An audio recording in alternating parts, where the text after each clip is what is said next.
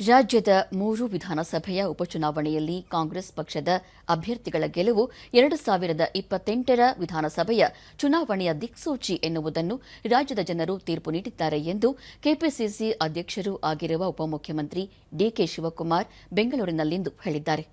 ರಾಜ್ಯ ಸರ್ಕಾರದ ವಿರುದ್ಧ ನಿರಂತರ ಅಪಪ್ರಚಾರ, ಖಾತರಿ ಯೋಜನೆಗಳು ಮತ್ತು ಅಭಿವೃದ್ಧಿಗೆ ಸಿಕ್ಕ ಗೆಲುವು ಇದಾಗಿದೆ.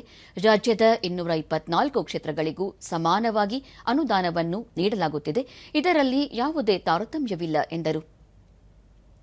ಕಾಂಗ್ರೆಸ್ನ 3 ಅಭ್ಯರ್ಥಿಗಳ ಗೆಲುವಿನಿಂದ ಇದೀಗ ರಾಜ್ಯದಲ್ಲಿ ಕಾಂಗ್ರೆಸ್ ಶಾಸಕರ ಸಂಖ್ಯೆ 138ಕ್ಕೆ ಏರಿಕೆಯಾಗಿದೆ.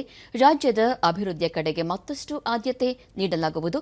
ಜೊತೆಗೆ ಈ ಗೆಲುವು ಮುಖ್ಯಮಂತ್ರಿ ಸಿದ್ದರಾಮಯ್ಯ ನಾಯಕತ್ವ ಮತ್ತು ಪಕ್ಷದ ಕಾರ್ಯಕರ್ತರ ಶ್ರಮಕ್ಕೆ ಸಿಕ್ಕ ಫಲಿತಾಂಶ ಎಂದು ತಿಳಿಸಿದ್ದಾರೆ.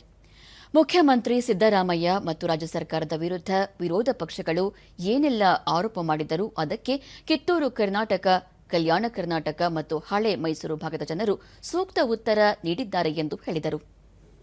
ಚನ್ನಪಟ್ಟಣದಲ್ಲಿ ಬರೀ 16,000 ಅಂತ ವೋಟ್ ಮಾತ್ರ ಬಂದಿತ್ತು. ಸಂಡೂರು ಕ್ಷೇತ್ರವನ್ನು ನಾವು ಮೊದಲಿಂದ ಕೂಡ ಕಾಂಗ್ರೆಸ್ ಪಕ್ಷ ಅದನ್ನ ಉಳಿಸಿಕೊಂಡು ನಾವು ಬಂದಿತ್ತು. ಈ 3 ಚುನಾವಣೆ ನಮ್ಮ ಗ್ಯಾರಂಟಿ ಮತ್ತು ಅಭಿವೃದ್ಧಿ ಇವೆರಡೇ ಬಹಳ ಮುಖ್ಯ. ಅನೇಕ ನಮ್ಮ ವಿರೋಧ ಪಕ್ಷದ ಸ್ನೇಹಿತಗಳ ಟೀಕೆಗಳನ್ನ ತಾವೆಲ್ಲ ಗಮನಿಸಿದ್ರಿ.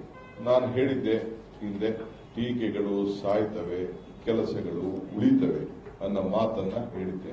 ಅದು ಇಲ್ಲಿ ಇವತ್ತು ಸಾಬೀತಾಗಿದೆ.